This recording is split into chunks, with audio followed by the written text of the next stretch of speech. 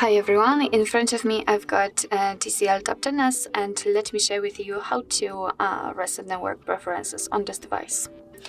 So first of all we have to enter the settings, let's tap on it, and now let's scroll down to the very bottom to find the system. Now let's scroll down and tap on the reset option, and as you can see on the very first position we've got the option we're looking for, so let's tap. Here your device is informing you that it will reset all network settings, including the Wi-Fi, mobile data, and Bluetooth. So just tap on reset settings. Here we've got the information that this action cannot be undone. So just tap on reset if you're ready and wait.